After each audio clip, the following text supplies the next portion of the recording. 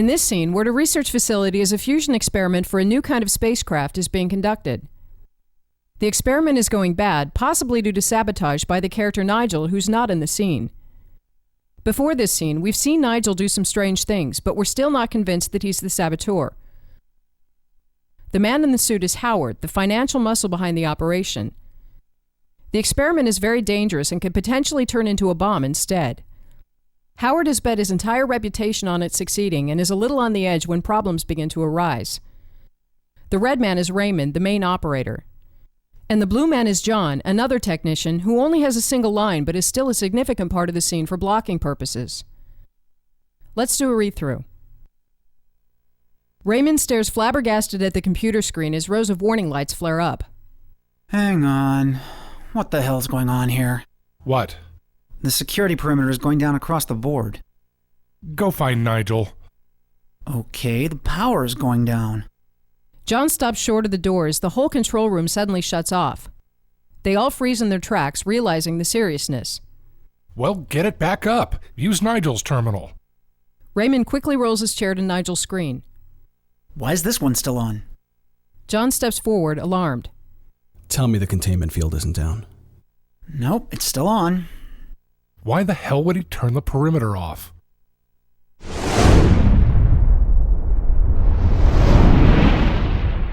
As in the under attack scene, we're dealing with a hectic situation. So we'll try to give the scene as much flow as possible by doing constant subtle camera moves, by doing transitions like handoffs to glue together lines of dialogue, and by countering or converging. The gray character is Howard, who we've placed in the middle of the room since he's the one who came up with the money and probably doesn't know how to operate the equipment. The red character is Raymond, who we've placed by this terminal so we can later roll over to Nigel's terminal, which is here. We could place John anywhere, but we've placed him here to assist Raymond for the first half of the scene, which allows us to group them together and do fewer shots. The basic character movement comes from the script, although we'll add some more movement to create opportunities for handoffs. Since Howard is stationary in the middle of the room, his entire movement consists of turning left and right to follow the action. At some point, John walks out and stops short of the door, then turns. The script says that he steps forwards when his line comes up, but we'll be doing a slow push on him later, which will have the same effect. Also, at some point, Raymond rolls his chair over to Nigel's terminal. We'll build the blocking by first placing keyframes and then deciding on how to connect them. In the beginning, we would need a shot on the monitor and then one on Raymond. Later, when the control room shuts down, we would need to be back on the monitor as it turns off, and since we don't need these shots at the same time, let's immediately combine them on a track. The result is that we start on the monitor and track around to Raymond. We could then just sit here, and when the monitors go bad, track back around to the monitor again. But since we're looking for opportunities to do slow pushes, let's start the return move right away, resulting in a slow push on Raymond and ending by suddenly panning around to the monitors. To remember how we intend to use this track, we'll label the stops 1, 2, and 3. To look for some other keyframes, we'll want a shot on Howard for his dialogue with Raymond. It could also be interesting to cut wide just as all the monitors turn off, so let's place a keyframe for that here. When John has walked to the door, we'll also want a shot on him, but this is where we want to do a slow push for his realization. So let's add a starting keyframe for that, which we intend to connect on a track.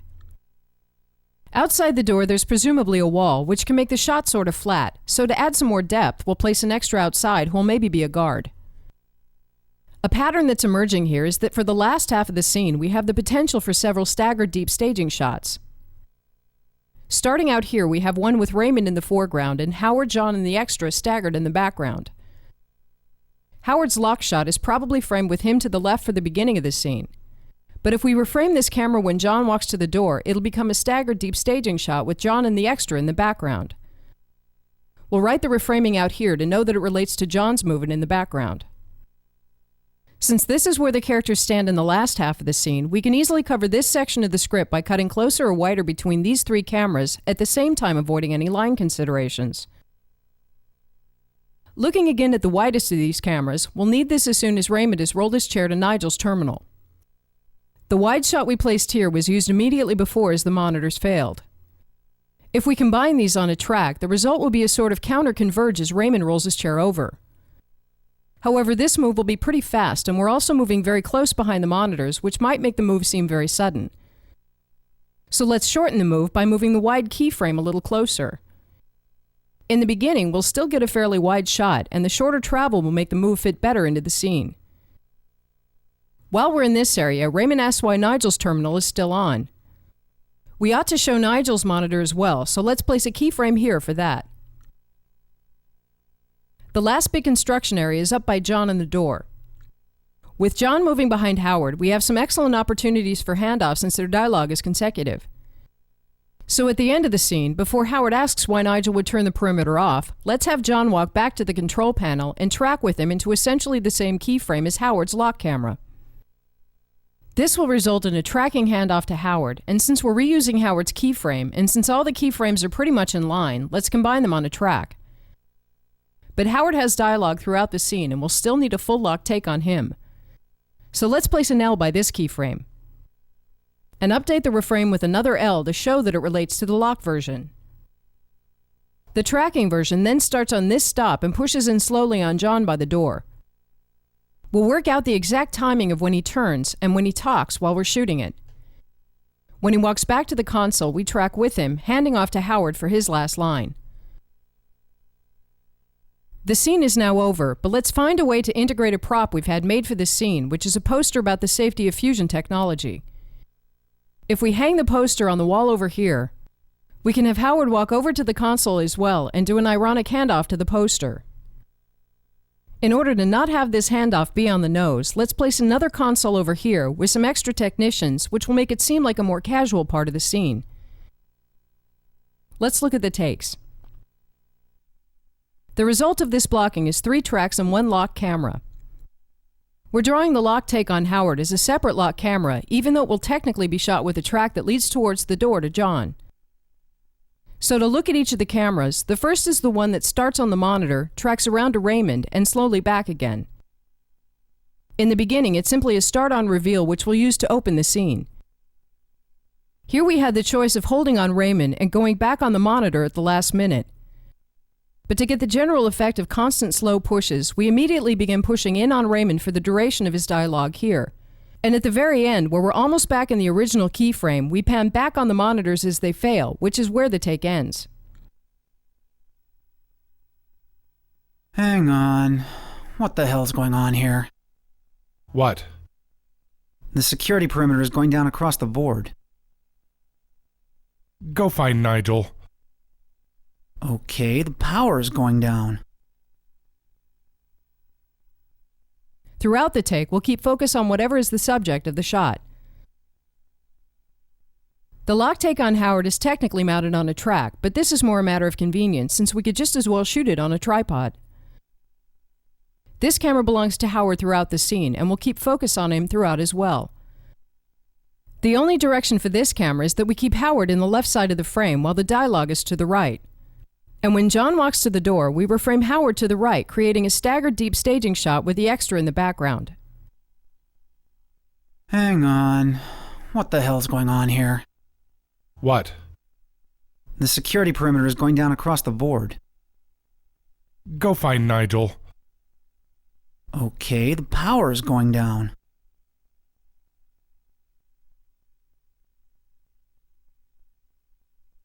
Well, get it back up.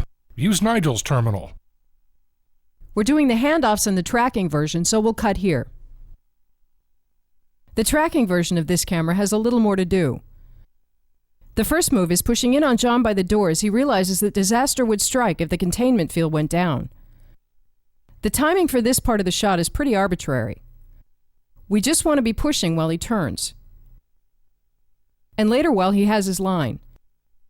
Since the last half of the shot has very specific timing, we might want to break the take up here, which we can do because we're cutting away to Raymond for his line before John begins walking again. So starting a pickup take, we track with John as he walks back to the console, doing a tracking handoff on Howard and racking focus to him as well. After his line, he also has an arbitrary movement over to the console, which we're just doing to have a reason for handing off to the poster, and again racking focus to that. Well, get it back up. Use Nigel's terminal. Why is this one still on? Tell me the containment field isn't down. Nope, it's still on.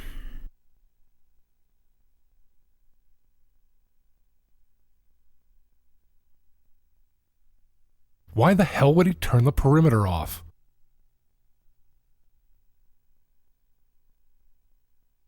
The next camera is the one that starts out as a wide master, which will be great for showing the whole control room having turned off. We'll leave the camera running throughout the beginning, but we might only cut to it once in this position. As Raymond rolls his chair over, we converge or counter, which will both add drama and bring us into a great staggered deep staging shot here.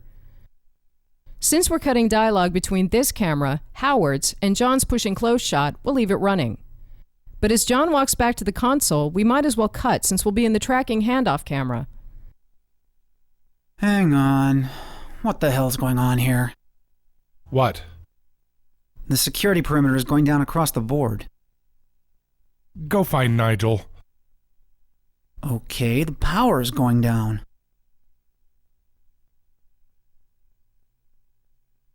Well, get it back up. Use Nigel's terminal. Why is this one still on? Tell me the containment field isn't down. Nope, it's still on. Throughout the take, we'll keep focus on Raymond. The final camera is the insert on Nigel's monitor. It'll be interesting to see in editing where we can fit it in, because the best time to cut to it is also the time where we counter on Raymond, which is a far more preferable take.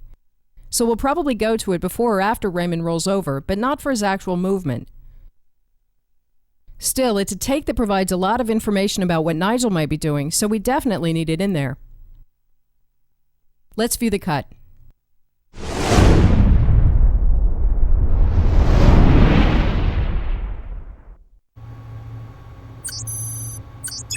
Hang on. What the hell's going on here? What? The security perimeter is going down across the board. Go find Nigel. Okay, the power is going down.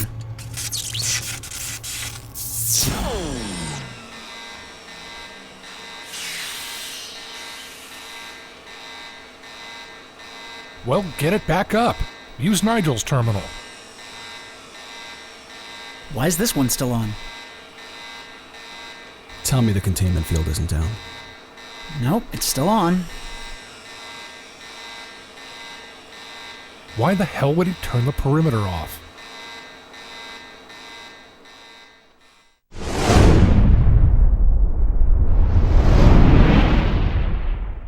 The next scene takes place in a courtroom during a custody battle. Martin, the blue man, has over a period of 5 years abandoned his family to live a self-indulgent and irresponsible lifestyle with a variety of girlfriends. His wife Karen, the blue woman, has somehow held out hope that he would come back, but has finally been preparing to divorce. What has happened now is that Martin has found out that his estranged father is dying and is leaving millions of dollars to Martin's children instead of to him, so Martin has suddenly shown up to try to get custody. The red woman is Karen's attorney, Mrs. Rawlings, and both her and Karen know nothing about this. The red man is Martin's attorney, Hayden. Let's do a read-through. Rawlings addresses Martin. Mr. Sanford, were you in any way forced out of your home or pressured by your wife to leave? No. I'm sure we can all see the logic of why Mr. Sanford, without any prior warning, would leave his wife and children to go off somewhere and vanish for 5 years. Objection. Mr. Sanford, now that you suddenly and out of the blue have returned to Chicago, do you plan to be a responsible parent? Yes, I do. How can you expect anyone to believe you given that you abandoned your own children? I don't know. Does it matter? They are still my children. I made a mistake, but now I want to be there for them, 100%. Well, do you, Mr. Sanford? Will you please tell us all how you came to the conclusion that you all of a sudden are ready for that kind of commitment? Did your many affairs leave you lonely? Your last girlfriend ditched you less than a month ago, isn't that correct, Mr. Sanford? Hayden jumps up from his seat. Objection. Overruled. The witness will answer the question. That has nothing to do with it. And isn't it true, Mr. Sanford, that your constant philandering has started to bore you and that responsible parenting is nothing but your latest fad? Objection. Objection sustained. Please rephrase the question, Mrs. Rawlings. Mr. Sanford, is your wish to resume your role as a responsible parent a fad? No! Mr. Sanford, how can you expect this court to grant you full custody of two children you barely know? Your wife is and has been an excellent mother, so doesn't that strike you as a crazy demand? And I don't recall you having pled temporary insanity, at least not yet. Objection! Stop harassing the witness.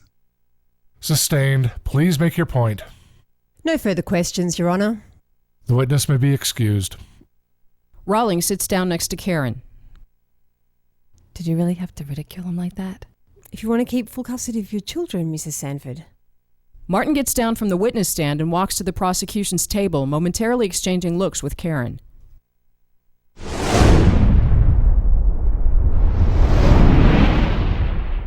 Courtroom scenes can be some of the more difficult to block because we have rapid dialogue between characters scattered across the scene and at least one character moving around heavily.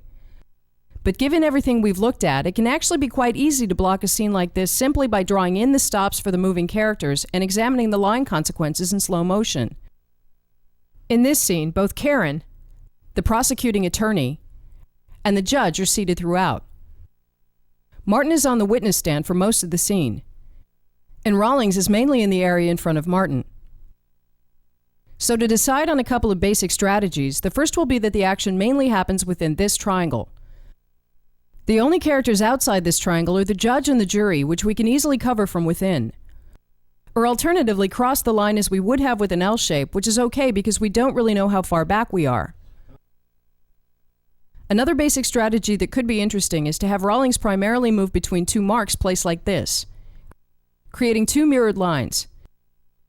If we then place an over the shoulder here, a close-up on Martin, and a reverse close-up on Rawlings, she can move between the marks indefinitely. And all three cameras will stay good throughout as long as we reframe to keep the space on the better side. This arrangement of cameras will then constantly be producing line crosses, which essentially divides the scene in half, giving us access to this half of the scene when Rawlings is in this position, and this half of the scene when she's in this position. Some other marks that could be interesting to create for Rawlings are first of all one in front of the jury. To cover this, we can simply pan each of the reframing cameras to follow, which means that each of them will produce takes that are useful almost throughout the scene. An added benefit, at least in this camera, is that following Rawlings from the jury and back to Martin results in ending in a keyframe. Another interesting stop could be here, because we could frame a camera with Karen in the background as Rawlings talks about her. And this stop could again also be covered by panning with Rawlings in this camera, so we have two shot sizes of that. A less obvious use of one of the stops we've already set is that in this position we'll probably be able to frame this camera to get Hayden in the background. Much of what Rawlings talks about seems to be meant to irritate the prosecution, and getting Hayden in the background will give us a built-in reaction shot. But a consideration is that for Rawlings' two stops here, we want to frame for the space closest to Martin, which is most comfortable for dialogue. However, to get Hayden in the background, we need to frame for the space behind her. So let's primarily frame the shot right, and then frame for Hayden the times we want to show his reaction. We would also need a close-up on Hayden, which we'll probably usually cut to from one of these cameras. A thing we get for free here is that Rawlings' movement creates two lines here, and as long as we place Hayden's close-up sandwiched between them, we'll be able to use it regardless of which side of the line we're on. But a thing we might want to plan for is that Hayden often stands up and sits down as he yells objection. If we're this close, we'll be tilting hard up and down, and one of his heights will therefore be an extremely high or low angle.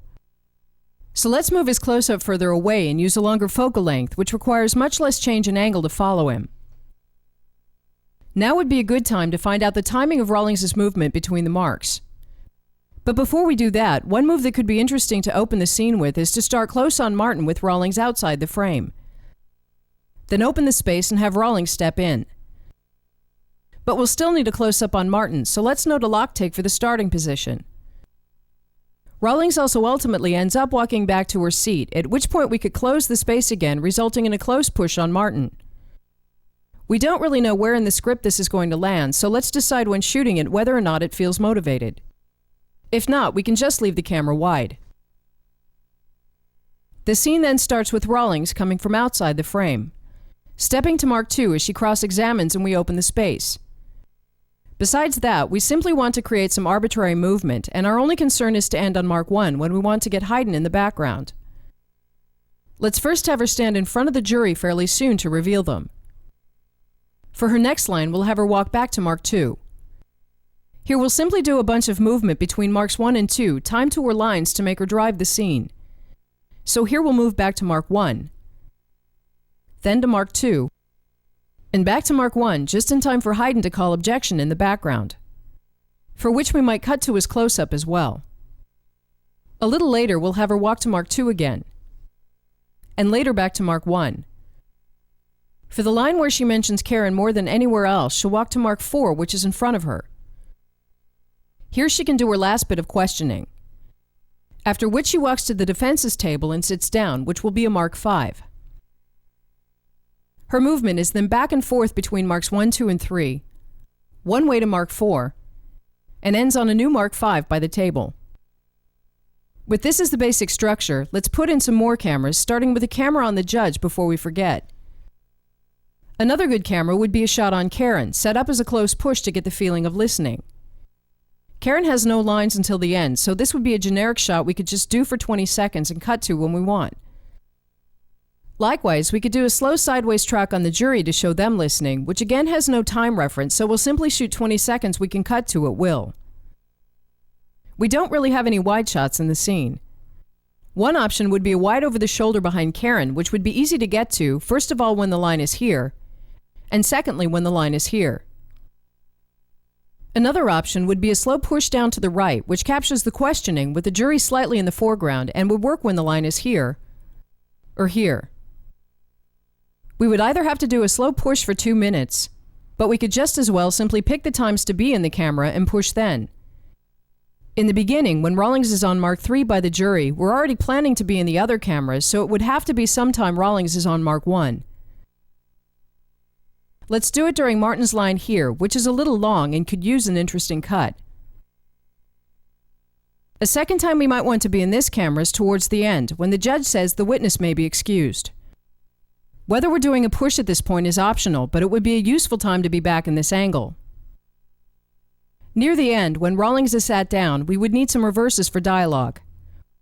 We'll place the first one here to capture both the defense and the prosecution tables.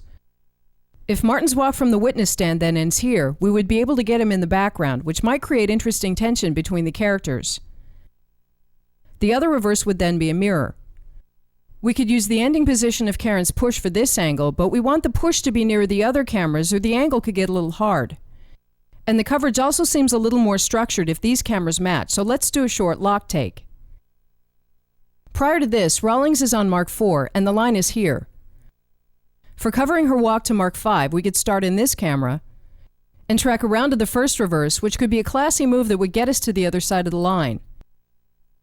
We could then time Martin's arrival to after their brief dialogue, which would give us time to have the characters send each other looks.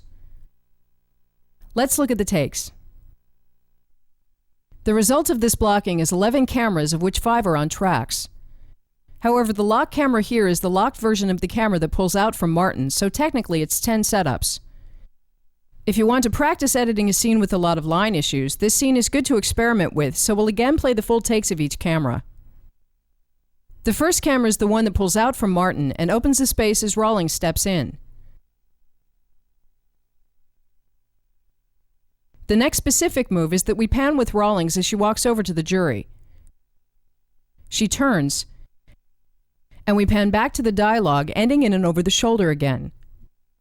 For the next long stretch, the camera simply reframes for whichever side of the line Rawlings puts us on. And finally, as she walks to Mark 4, we close the space again, resulting in a push. Throughout the take, we'll keep focus on Martin, except that we'll rack focus to Rawlings for her walk to the jury, and back on Martin as she walks back. Mr. Sanford, were you in any way forced out of your home or pressured by your wife to leave? No. I'm sure we can all see the logic of why Mr. Sanford, without any prior warning, would leave his wife and children to go off somewhere and vanish for 5 years. Objection. Mr. Sanford, now that you suddenly and out of the blue have returned to Chicago, do you plan to be a responsible parent? Yes, I do. How can you expect anyone to believe you given that you abandoned your own children? I don't know. Does it matter?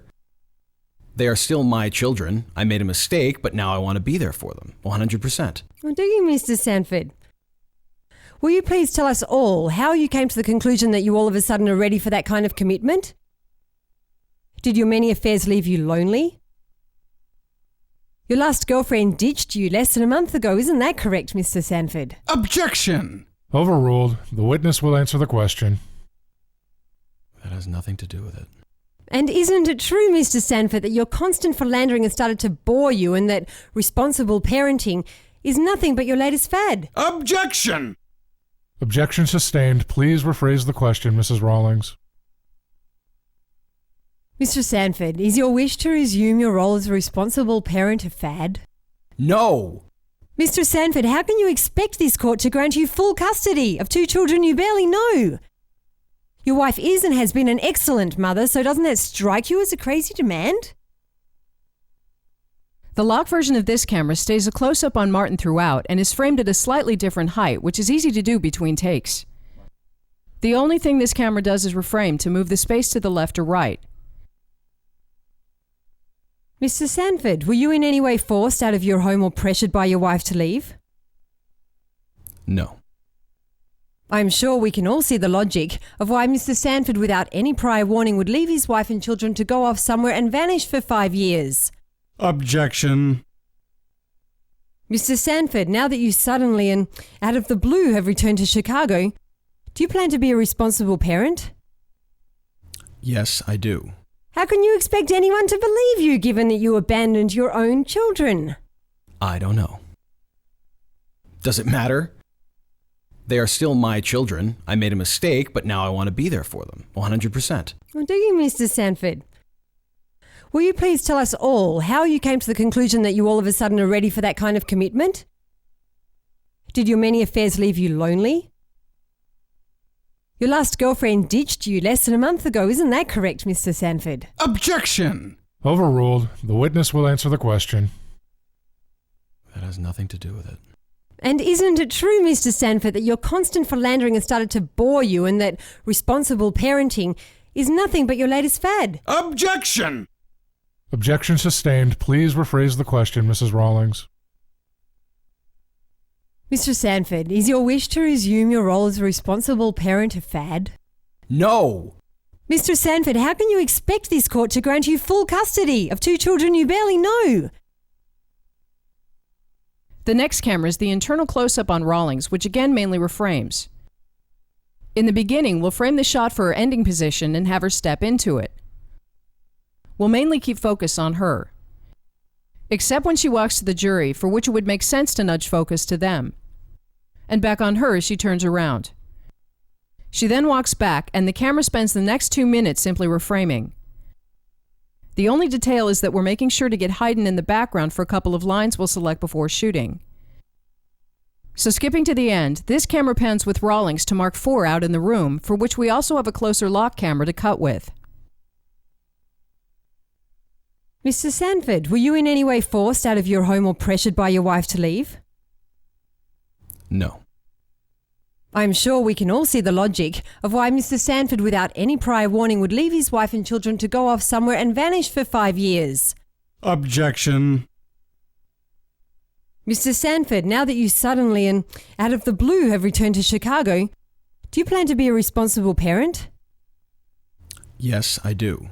How can you expect anyone to believe you given that you abandoned your own children? I don't know. Does it matter? They are still my children. I made a mistake, but now I want to be there for them, 100%. Well, do you, Mr. Sanford? Will you please tell us all how you came to the conclusion that you all of a sudden are ready for that kind of commitment? Did your many affairs leave you lonely? Your last girlfriend ditched you less than a month ago, isn't that correct, Mr. Sanford? Objection! Overruled. The witness will answer the question. That has nothing to do with it.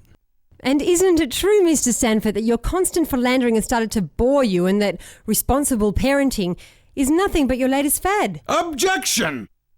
Objection sustained. Please rephrase the question, Mrs. Rawlings. Mr. Sanford, is your wish to resume your role as a responsible parent a fad? No! Mr. Sanford, how can you expect this court to grant you full custody of two children you barely know? Your wife is and has been an excellent mother, so doesn't that strike you as a crazy demand?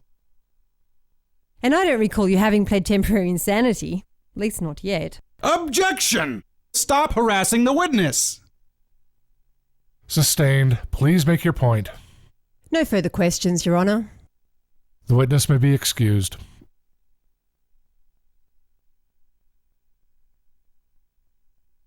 Moving on to Hayden's close-up, we placed the camera further back with a longer lens so we wouldn't have to tilt his heart up and down to follow him.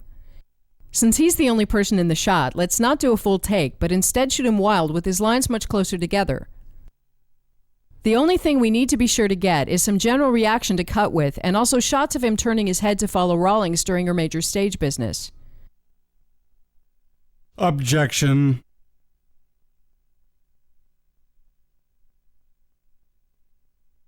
Objection!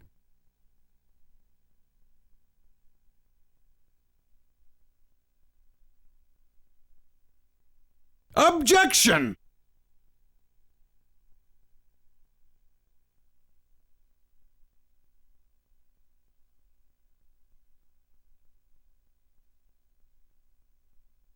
Objection! Stop harassing the witness.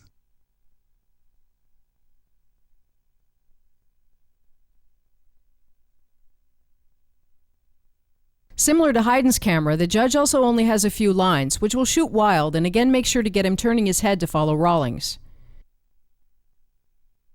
Mr. Sanford, were you in any way forced out of your home or pressured by your wife to leave?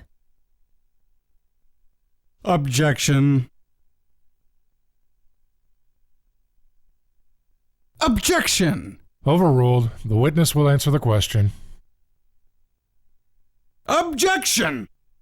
Objection sustained. Please rephrase the question, Mrs. Rawlings. Objection! Stop harassing the witness. Sustained. Please make your point. The witness may be excused. Karen's close push is again a generic reaction shot.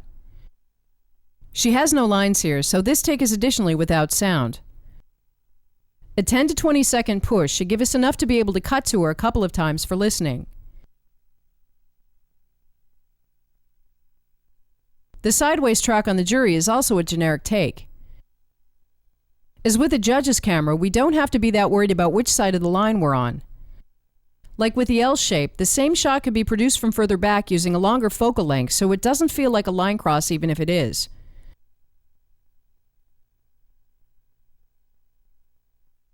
The wide shot in the corner shoots the actual action, which is why we picked a certain point to do a slow push. We'll simply start the track 10 seconds before the moment we're going for and roll a little after. Yes, I do. How can you expect anyone to believe you given that you abandoned your own children? I don't know. Does it matter? They are still my children. I made a mistake, but now I want to be there for them, 100%. Well, do you, Mr. Sanford? Will you please tell us all how you came to the conclusion that you all of a sudden are ready for that kind of commitment? We also had the idea of cutting wide as the judge excuses Martin, so let's shoot a lock take to cover that. No further questions, Your Honour. The witness may be excused.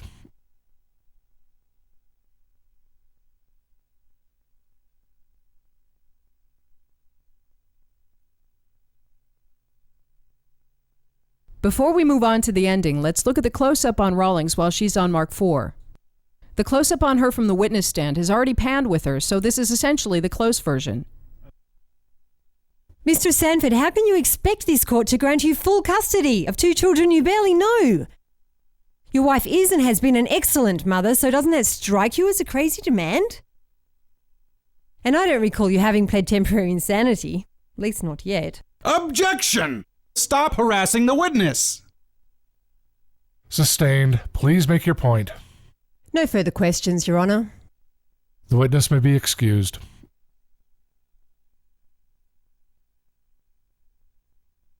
The ending starts in the over-the-shoulder behind Karen.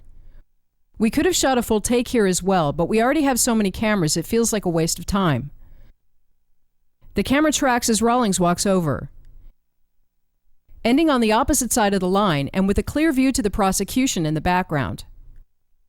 Focus for this shot is mainly on Rawlings. But when Martin eventually steps into the background, we could rack focus to him as he and Karen exchange awkward looks. No further questions, Your Honour. The witness may be excused.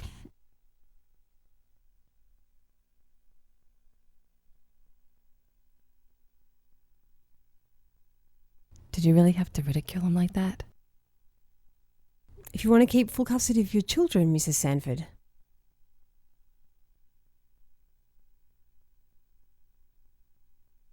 The last camera is the matching reverse. This camera also starts out on the right side of the line, so we could also cover the line cross from here, although the matching reverse that tracks is far nicer. For this angle, we'll leave focus on Karen.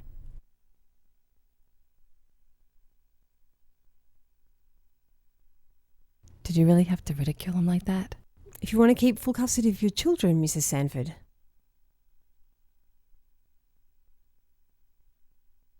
Let's view the cut.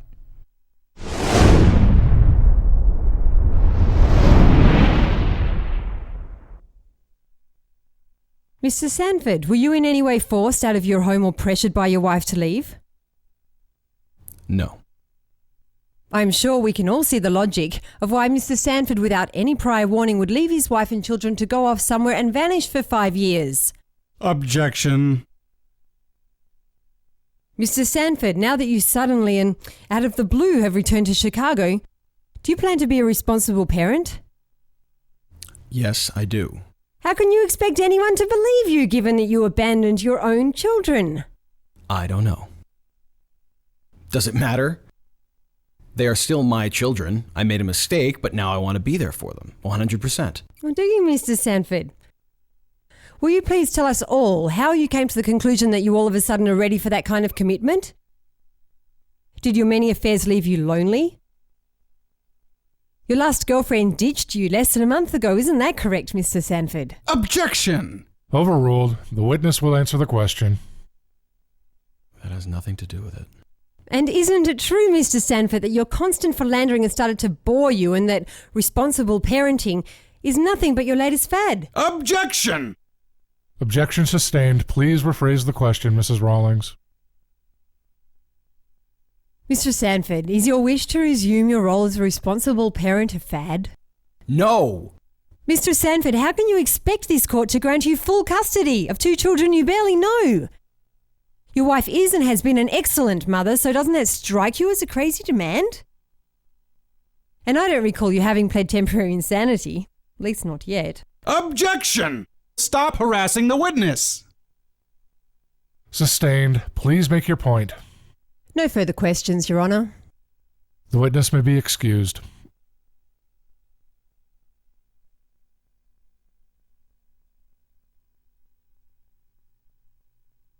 Did you really have to ridicule him like that? If you want to keep full custody of your children, Mrs. Sanford.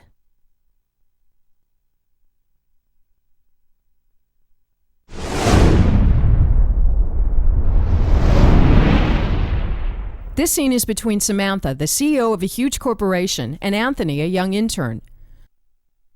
Prior to this point in the story, Samantha and Anthony have had a heated affair, even though he's only half her age.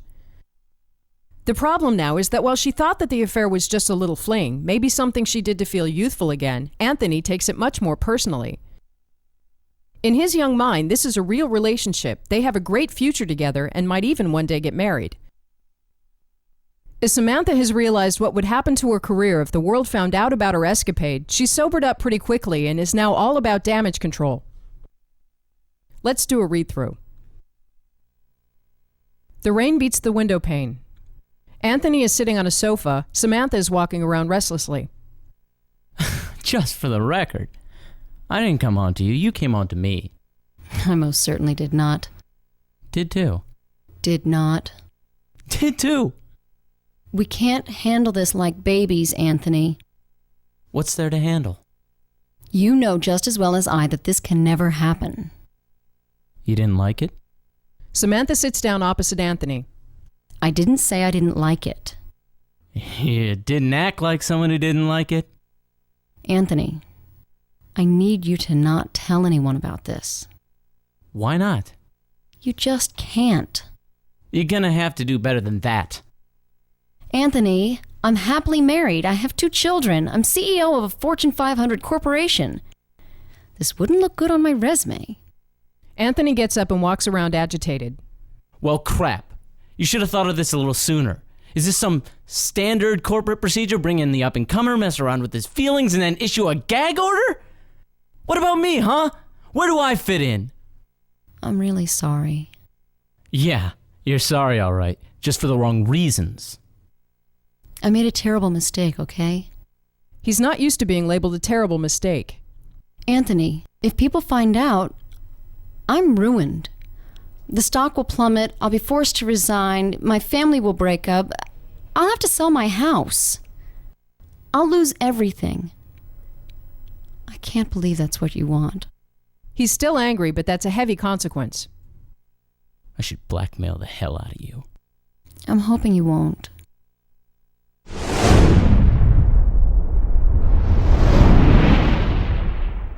In this scene, there are many opportunities for motivated character movement, so let's first look at the underlying motivations. The scene follows a certain melody that in the first half, Samantha thinks she can deal with this by talking down to Anthony like she would with a child. She's essentially trying to intimidate him into giving up this relationship idea, and even though the script says she's walking around because of discomfort, control is also clearly a motivation. In either case, it'll produce the same movement. But the character who has the power is really Anthony, because if he decides to go public, the consequence is entirely for her. So she'll be doing most of her moving in the first half until she realizes this. In the first half, Anthony is sitting on this sofa, which is written in the script, but also makes sense because having him sit calmly while she walks around foreshadows a superior position. Ultimately, Samantha will end up opposite him, so let's build the scene forwards and backwards from this point. In the beginning, the script again says that the rain is beating on the window, and whether or not this is written, starting on the window and pulling out would be a good move. We could then have Samantha start here and move into the shot as we open the space.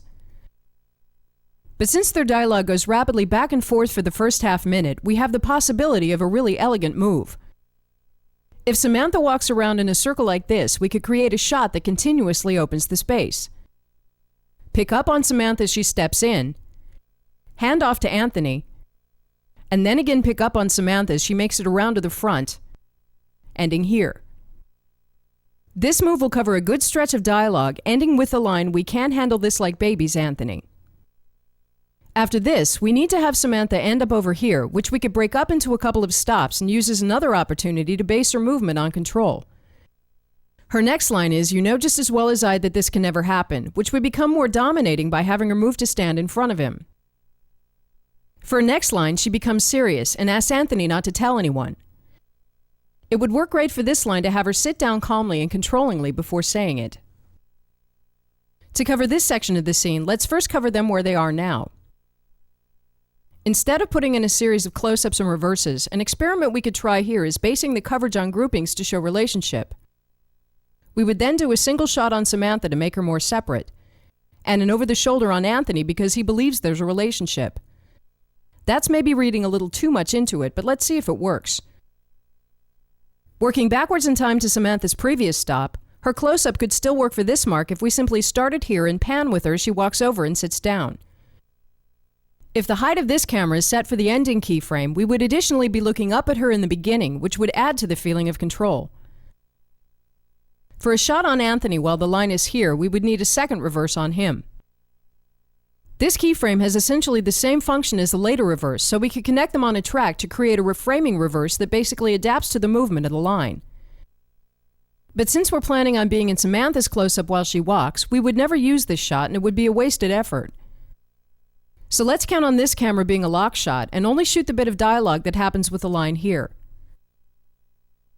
More importantly, Anthony's reverse won't work while Samantha is still standing because she would be in the middle of his shot. So here we would need a closer keyframe that reframes backwards as she sits down. The next major movement is that Anthony stands up and walks around. At this point, Anthony is the character with the most power and also the most emotion, so he'll be doing all the movement from now on. For this part, he gets angry, so let's start his movement by having him walk to the window, both to become more private and to punish her. And by the end of his speech, which is the most intense, have him turn and step forwards, which is motivated by control or territory. But when a character charges at another character and then just stands there, we often get the feeling that he doesn't know what to do, which takes away from his power. So as Anthony says, "Yeah, you're sorry, all right, just for the wrong reasons," let's have him walk calmly back and look out the window. To cover this, a couple of things that could be interesting to do are, first of all, to pivot on Samantha to follow his walk. The pivot would start in the over-the-shoulder on Anthony, and the ending keyframe would be here. So the total movement for this camera is then to be here while Samantha is standing, reframe back as she sits down, and pivot as Anthony walks to the window. This can become a very rich shot if Samantha keeps facing away as Anthony walks, creating a shot with her in the foreground. Keeping her facing away from both Anthony and us also helps make her less honest or sincere, which will add an interesting depth to her character in this part of the scene. Additionally, the move will probably start with focus on Anthony from the over-the-shoulder. But as he walks, rack focus to her, so this effectively becomes her shot after the pivot. In this part of the scene, the line is here. So let's put in a close-up for when he's facing her, which will be his shot for cutting dialogue with the previous camera where he's out of focus. This camera will simply pan slightly to follow his movement. Let's also place a single shot on Anthony for when he's by the window, which will additionally frame for the space on the right side of him to separate him more from her. As one of the last lines, Samantha begins opening up as she pleads with Anthony to understand what will happen if people find out. Here we'll probably want her to turn towards him, which will also show her trying to regain the intimacy or at least some level of understanding. At this point, the pivot camera becomes irregular over the shoulder and we can't see her face. So let's cut it and continue her coverage from the single shot here. Since Samantha is both opening up and explaining the consequence, this would be a good time for a close push, so let's push this camera for the duration of her line. In deciding what to do with Anthony for the remainder of the scene, if we wanted him to move, we would probably have him walk to this mark again since it's already covered. But the scene will actually end stronger if he stays turned away from her, so we'll leave him by the window. Especially at the end, there's a very disconnected feeling between them, and it would work well to get a wide shot of the entire room. We'll additionally make sure this is a wide-angle lens to make them smaller and the room bigger for a more empty feeling. Let's look at the takes. The result of this blocking is 4 lock cameras and 3 on tracks. The 2 tracking shots on the right are on a boom in order to get in over the table and the sofa. An easier way to shoot this camera would be to just be on a dolly and remove the sofa for this angle. By the same token, this camera really doesn't need to be on a boom and could just as easily be shot on a dolly. Starting with the camera that opens the scene, this shot pulls out from the window and continuously opens the space while handing off between the characters. So as we pull out, we pick up on Samantha, hand off to Anthony, pick up on Samantha, and end here, which is where the take ends. We'll simply rack focus for each handoff. Just for the record, I didn't come on to you, you came on to me. I most certainly did not. Did too. Did not. Did too. We can't handle this like babies, Anthony. The next camera is the one we put in to have a reverse on Anthony for the short time the line is in this position. We can't handle this like babies, Anthony. What's there to handle? You know just as well as I that this can never happen. The next camera is the single shot on Samantha, which is a long take. The shot was initially created as a close-up for when she's sitting. And the pan into that keyframe and the later close push are really lead-ins and extensions extrapolated from that. We'll probably cut to this camera immediately after the opening, and the angle will work for all lines in the scene. Because the level is set for when she's sitting, this is where we get the added benefit of shooting up on her, which makes emotional sense for this part of the scene. As she sits down and we tilt with her, we're then in the original keyframe. We'll leave this camera running throughout the dialogue, even though the second half is covered better from the pivoting camera over here. But in case something goes wrong, we have this as a backup. With Anthony having moved back and forth over on the right, the last thing this camera does is push in on her during the most sincere lines towards the end.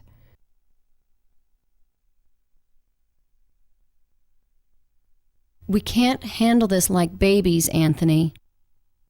What's there to handle? You know just as well as I that this can never happen. You didn't like it? I didn't say I didn't like it. You didn't act like someone who didn't like it? Anthony, I need you to not tell anyone about this. Why not? You just can't. You're gonna have to do better than that. Here, Samantha stays the same until the close push, so let's fast forward. Anthony is now by the window. Yeah, you're sorry, all right. Just for the wrong reasons. I made a terrible mistake, okay? Anthony, if people find out, I'm ruined. The stock will plummet, I'll be forced to resign, my family will break up, I'll have to sell my house. I'll lose everything. I can't believe that's what you want. I should blackmail the hell out of you. I'm hoping you won't.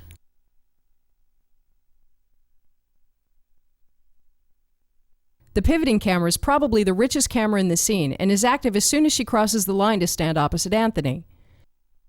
The keyframe here is the one we added to adjust the framing for while she's standing. And when she sits down, we reframe backwards. Here we stay for a while, and the next thing that happens is the pivot when Anthony walks to the window. So far, focus has been on Anthony, but halfway through the move, we'll rock focus to Samantha and make this her shot for the rest of the scene. This will create a very meaningful deep staging shot with her in the foreground, and having her face sideways to both Anthony and us makes her appear either insincere or ashamed. For Anthony's minor movement, we'll simply adjust the framing to follow. What's there to handle? You know just as well as I that this can never happen. You didn't like it? I didn't say I didn't like it. You didn't act like someone who didn't like it? Anthony, I need you to not tell anyone about this. Why not? You just can't. You're gonna have to do better than that. Anthony, I'm happily married. I have 2 children. I'm CEO of a Fortune 500 corporation. This wouldn't look good on my resume. Well, crap. You should have thought of this a little sooner. Is this some standard corporate procedure? Bring in the up-and-comer, mess around with his feelings, and then issue a gag order? What about me, huh? Where do I fit in? I'm really sorry. Yeah, you're sorry, all right. Just for the wrong reasons. I made a terrible mistake, okay? Anthony, if people find out, I'm ruined. With Anthony out of focus in the last half of the previous shot, this camera will be his close-up. All the camera does is reframe as he moves back and forth between his 2 marks by the window. Focus is continuously on him. Well, crap. You should have thought of this a little sooner. Is this some standard corporate procedure? Bring in the up-and-comer, mess around with his feelings, and then issue a gag order? What about me, huh? Where do I fit in? I'm really sorry. Yeah, you're sorry, all right. Just for the wrong reasons. I made a terrible mistake, okay? The next camera is a similar camera at a right angle for when he's facing out the window. Another option for this camera would have been to place it outside the window shooting inwards, but this would create a suddenly very different feeling. It would also require the set to be built almost full circle. Well, crap. You should have thought of this a little sooner. Is this some standard corporate procedure? Bring in the up-and-comer, mess around with his feelings, and then issue a gag order? What about me, huh? Where do I fit in? I'm really sorry. Yeah, you're sorry, all right. Just for the wrong reasons. I made a terrible mistake, okay? After getting a bit of generic reaction here, let's simply skip ahead to his last line. I should blackmail the hell out of you. I'm hoping you won't. The last camera is the master we plan on cutting to at the end. Most shots so far have used 80 to 100 millimeter lenses to get a tighter atmosphere, but the point of this shot is to create an empty feeling towards the end, so we're using a 50 millimeter to help get wider. I should blackmail the hell out of you. I'm hoping you won't. Let's view the cut.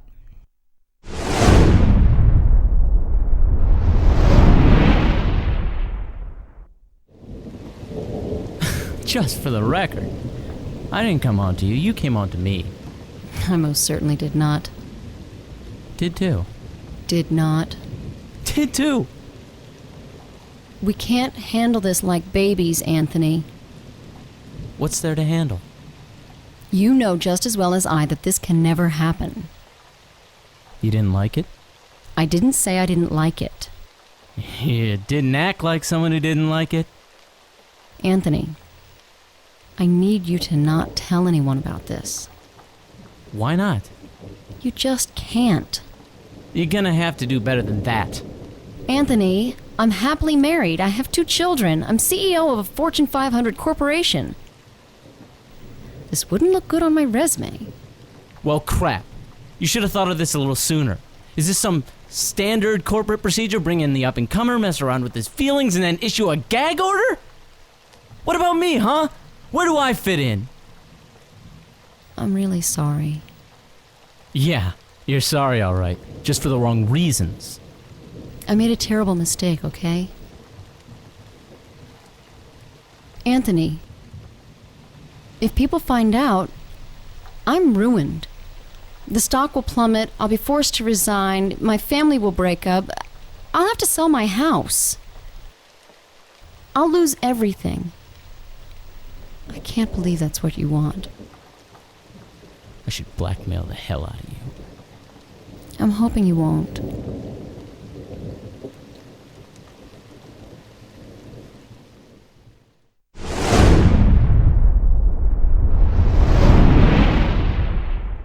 In this scene, we're with a group of treasure hunters looking for an ancient and priceless statue.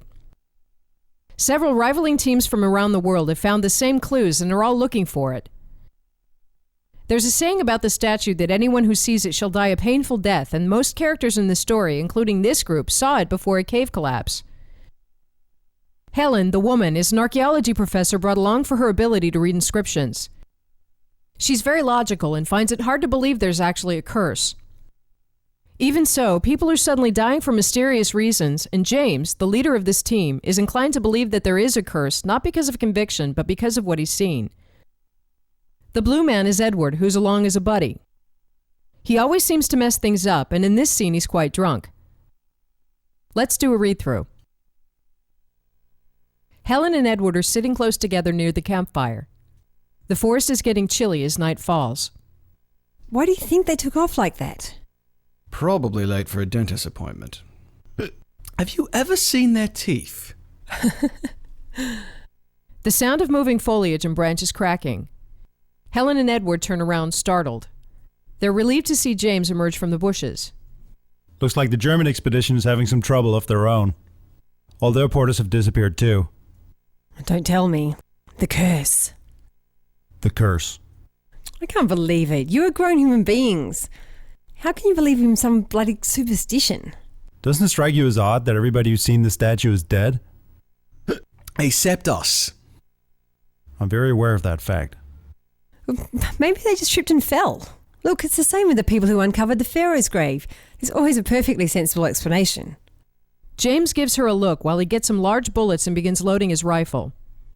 Ooh, look, I'm a big ugly statue of some guy who's been dead for 10,000 years. Fear my wrath. Shh. What? They hear intense wood cracking from above. Louder and louder. Suddenly, a massive log of rotten wood whooshes down and slams into the ground, scattering the campfire. It becomes darker. Ah! Holy crap! James looks intently to Helen. What? Oh, come on. Branches break all the time. Edward, I told you not to harass the gods. Sorry. What? You can't seriously believe this is caused by a curse? For Christ's sake, Jim, you're a civilized man.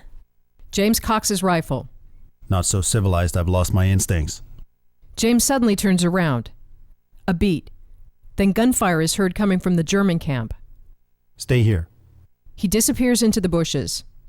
Helen stands for a moment, then runs after him. Helen! Come back here! Didn't you hear what he just said? Edward realizes how dark it is, then runs after them, scared.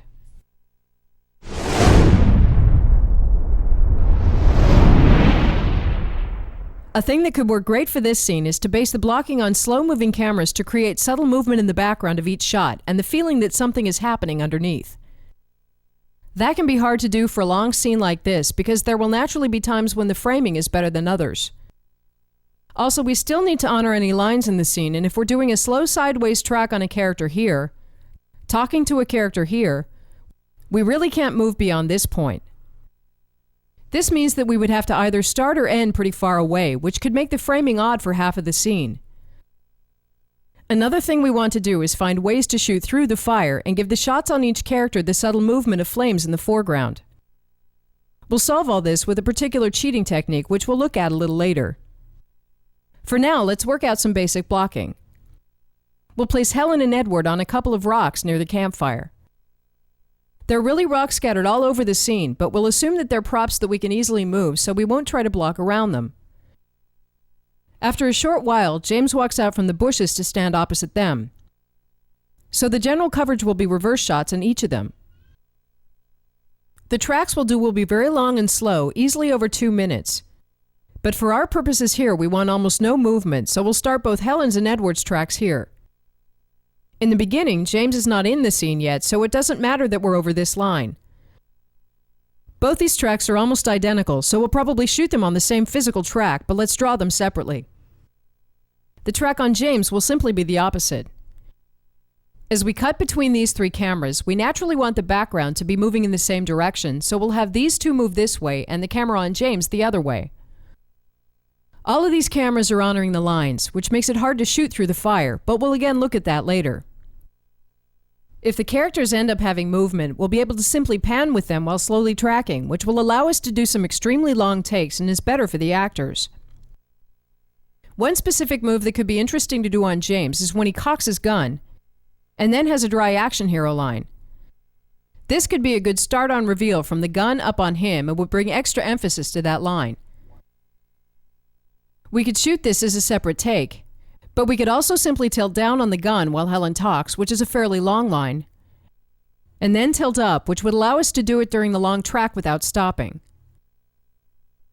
Some other angles that could be interesting are first of all a master over here, which will again put on a track for a slow push. We're not putting in stop marks because we're not very particular about where the track should start and end. Over in this area, we have lots of ruins and weather-worn relics like a big knocked-over statue here. So let's also create a crane move for the beginning of the scene where we start here and crane out and down from the statue, revealing Helen and Edward. Another move that could be interesting is when James emerges from the bushes, making a lot of noise. We could make this part of the scene a little more suspenseful by being in this camera as Helen and Edward look in that direction, withholding the source of the noise. And then cut to a camera here as James becomes visible. As he walks over to his first mark, we could then pivot this camera with him, incidentally ending in a keyframe that matches this camera, which could also be useful. These cameras easily cover the first half of the scene, up until the log suddenly slams into the campfire, so let's look at how we're going to cover that part. It would be extremely dangerous to have a real log fall on the campfire, so the shot will probably be done as a live action plate with a 3D log inserted in post. What we need then is a shot that basically has the right camera and character movement, but without the log. We'll do this as a completely separate shot to make post-production easier. We could just start with the camera tilted up in the air and then follow the imaginary log down on the fire. But let's make a little more of it by starting on Helen and Edward 10 or 20 seconds sooner.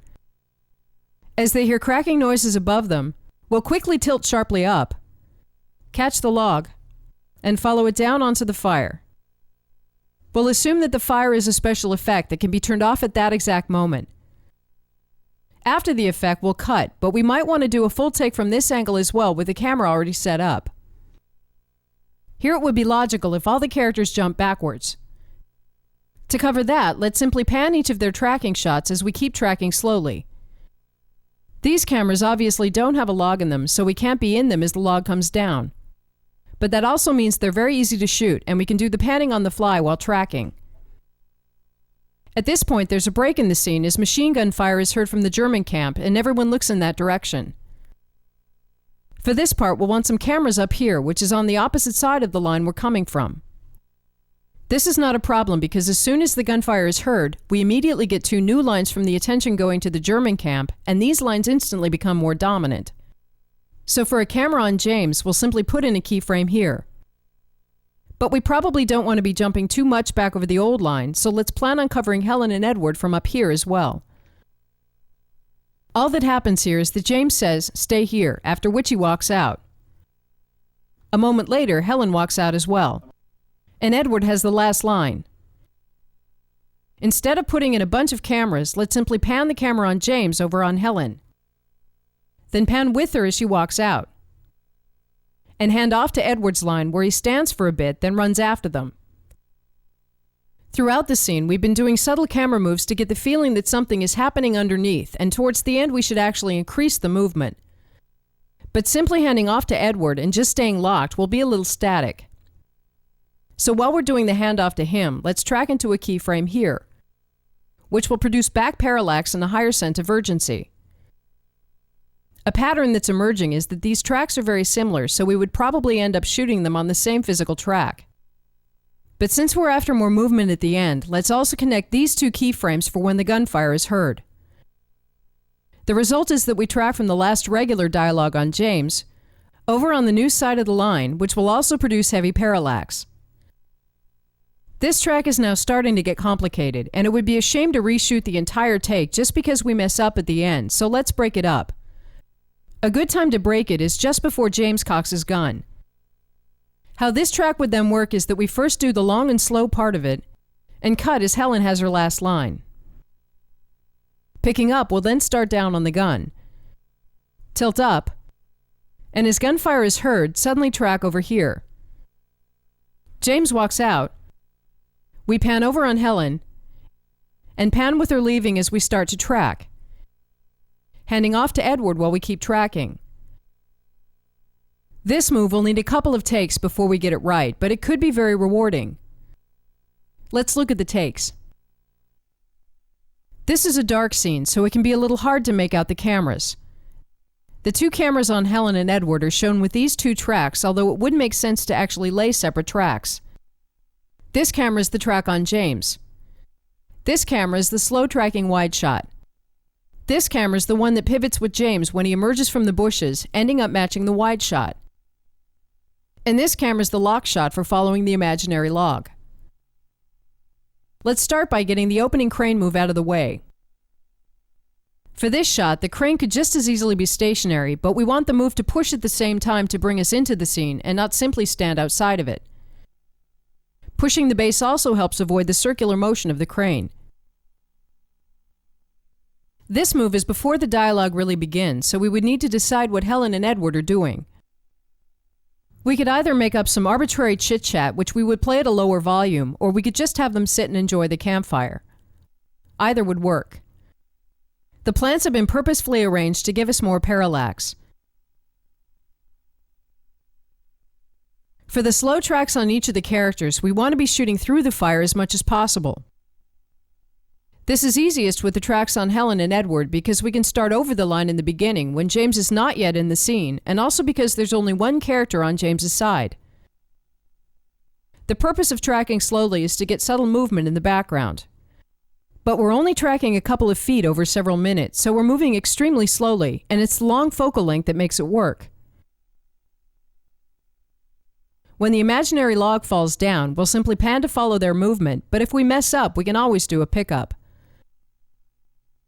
A thing to notice is that in this scene, we're doing a single move to cover the entire dialogue. If we wanted to move any faster, we could easily either run out of track, cross a line, or get a bad framing. In that situation, we would instead do the desired move for the first half of the scene, back up, and do an identical move for the second half of the scene. For these tracks, we'll play the entire takes, in case you want to load them into an editing system and experiment with different editing. But the dialogue is the same in each take, and you might want to fast forward after a while. Why do you think they took off like that?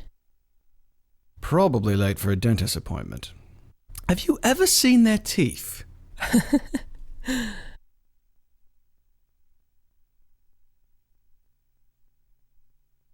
Looks like the German expedition is having some trouble of their own. All their porters have disappeared too. Don't tell me. The curse. The curse. I can't believe it. You are grown human beings. How can you believe in some bloody superstition? Doesn't it strike you as odd that everybody who's seen the statue is dead? Us. I'm very aware of that fact. Maybe they just tripped and fell. Look, it's the same with the people who uncovered the Pharaoh's grave. There's always a perfectly sensible explanation. Ooh, look, I'm a big ugly statue of some guy's been dead for 10,000 years. Fear my wrath. Shh. What?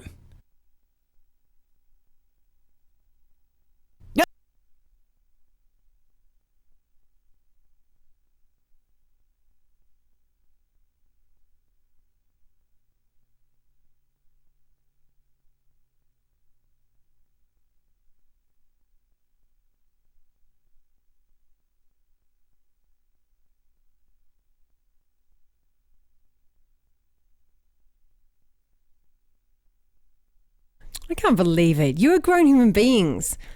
How can you believe in some bloody superstition? Doesn't it strike you as odd that everybody who's seen the statue is dead? Except us. I'm very aware of that fact. Maybe they just tripped and fell. Look, it's the same with the people who uncovered the Pharaoh's grave.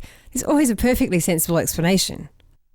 Ooh, look, I'm a big ugly statue of some guy's been dead for 10,000 years. Fear my wrath. Shh. What?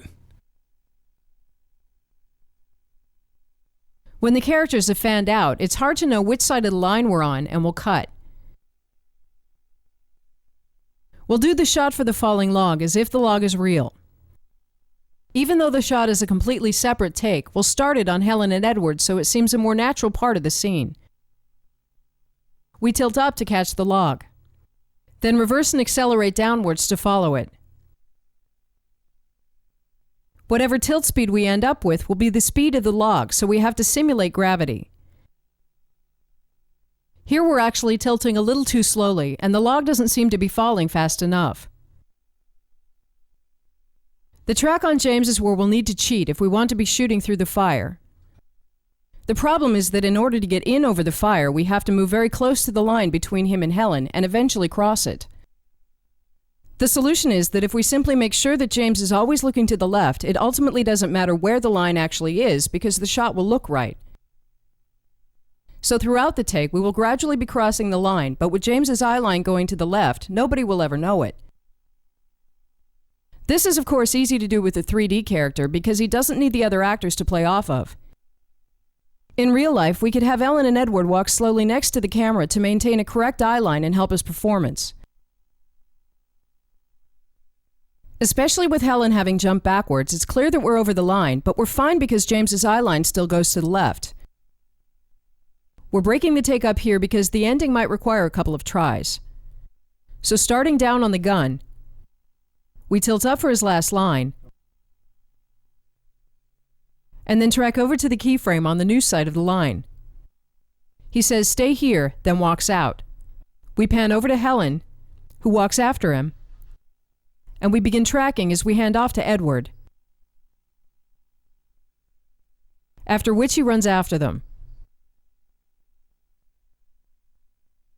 Looks like the German expedition is having some trouble of their own. All their porters have disappeared too.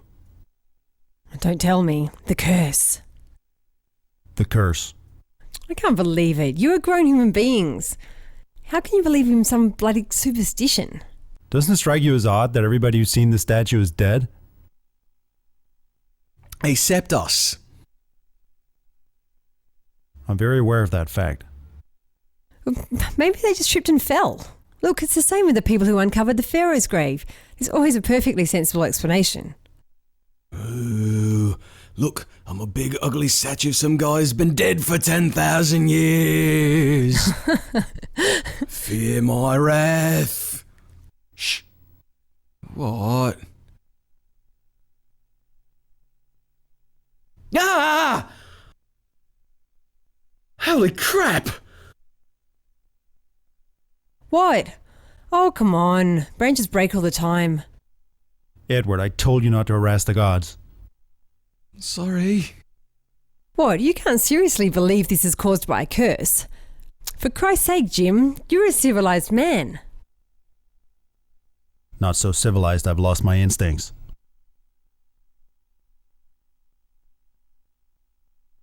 Stay here. Helen, come back here. Didn't you hear what he just said?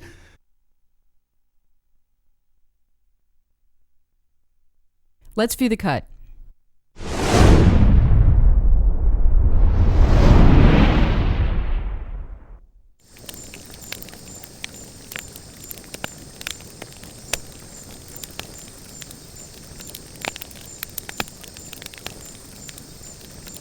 Why do you think they took off like that? Probably late for a dentist appointment. Have you ever seen their teeth?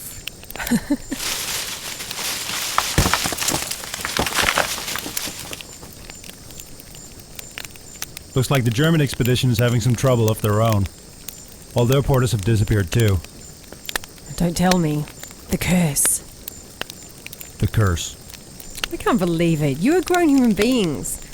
How can you believe in some bloody superstition? Doesn't it strike you as odd that everybody who's seen the statue is dead? Except us. I'm very aware of that fact. Maybe they just tripped and fell. Look, it's the same with the people who uncovered the Pharaoh's grave. There's always a perfectly sensible explanation. Ooh, look, I'm a big ugly statue of some guy's been dead for 10,000 years. Fear my wrath. Shh. What? Ah! Holy crap! What? Oh, come on. Branches break all the time. Edward, I told you not to harass the gods. Sorry. What? You can't seriously believe this is caused by a curse? For Christ's sake, Jim, you're a civilized man. Not so civilized I've lost my instincts.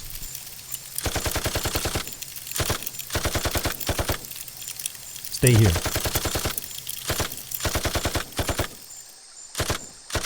Helen, come back here. Didn't you hear what he just said?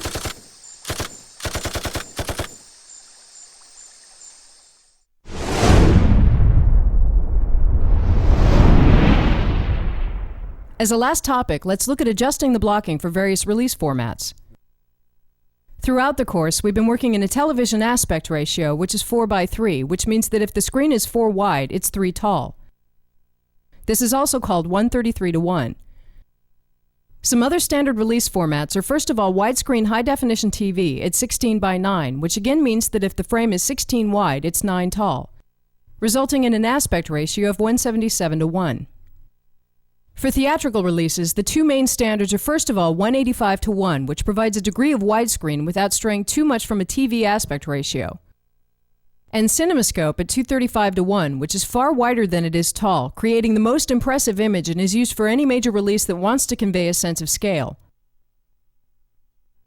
In addition to this, there are what seems like a million different ways to position and scale the image onto the film, like Super 35, which uses the entire frame of film, Academy Aperture, which is smaller to make room for an optical soundtrack, having the image be 4 perforation marks tall, or 3, and so forth. But without getting into that, what we're concerned with in this chapter is whether the image is shot straight or anamorphic. We'll get to anamorphic in a moment. Film started out as having basically the 4:3 aspect ratio, which was decided to be the most pleasing and generic ratio, and when television was invented, the same ratio was used. All other formats are in one way or another based on this aspect ratio, and whether we're shooting TV widescreen or theatrical widescreen, we're really always shooting a 4:3 image and matting out the parts we don't want to use. When shooting 185:1, we then have a 185 ground glass in the viewfinder to know what we're framing for. And in a post-process, this same area is optically matted out completely so it doesn't appear in the prints. In the 1950s and 60s, there was a desire for film to be different from television, and anamorphic lenses were used to create a much wider widescreen. Anamorphic lenses squeeze the image horizontally, usually by a factor of 2:1. So we're able to squeeze a much wider image onto the film. And what is recorded on film uses the whole frame for maximum resolution, although it of course has to be unsqueezed again during projection. In theory, this should produce an aspect ratio of 266:1, twice as wide as television, but for technical reasons it ends up as 235:1. Actually, this is now technically 240:1, but is usually still mentioned as 235:1. The other way to create scope is to simply shoot a 4:3 frame and then extract the part we want to use. With a format such as Super 35 that uses the whole frame because there's no soundtrack, this still produces a resolution that's acceptable. The two standards for what to extract are off-centered, which extracts the part near the top, and centered, which extracts the part in the middle. From a technical perspective, anamorphic is harder to work with because it needs more light and produces less depth of field. Visual effects are also much more difficult to do on anamorphic images. But the most important consideration is framing. In 235, the vertical framing is far more important than the horizontal framing. So if we end up with the framing slightly off horizontally, we can live with it. But if we end up with a bad vertical framing, it immediately sticks out. And moreover, if we're shooting anamorphic, we're stuck with it. We don't have this problem if we're shooting a full Super 35 aperture and simply matting out. All we would then do is slide the underlying frame upwards or downwards, which has the same effect as tilting because there's no parallax. This can be such a lifesaver that it by itself is reason enough to shoot matted scope instead of anamorphic. But it also means that we have permission to be more sloppy about vertical framing because we can tweak it in post. The main concern when shooting is to expect that we want to use the parts outside the frame and not have things like lights and microphones go right to the vertical edge. If we did that, we would have no freedom to reframe. Another concern when framing scope is to make sure to keep all characters' eyes at much more the same level in the frame. In this shot from the Master Push chapter, all eye levels are far apart. If this is meant to be a 235 shot, it's almost impossible to find a good place to frame it, and somebody will have to stick out the top or out the bottom, and it's something to look out for because reframing can't help it. But a scene that is framed with consistent eye levels, like the Not a Suspect scene, converts very easily to 235. So as we play through it again, the only thing we're doing is reframing vertically on a shot-by-shot basis.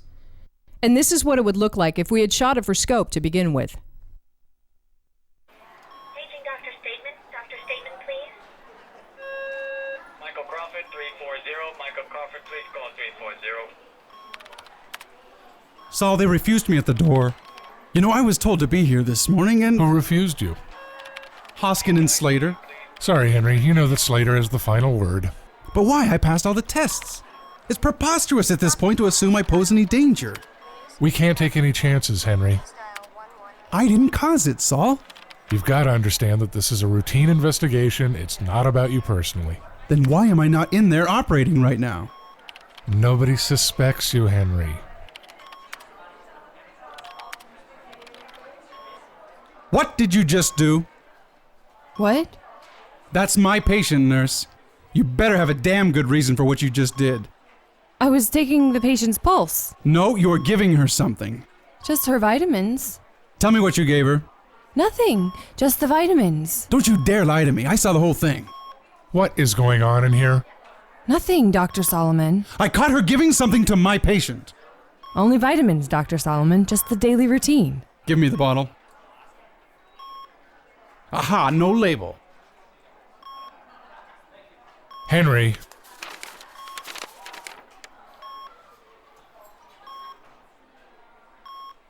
I'm sorry, I thought... Sorry, nurse, will you please excuse me?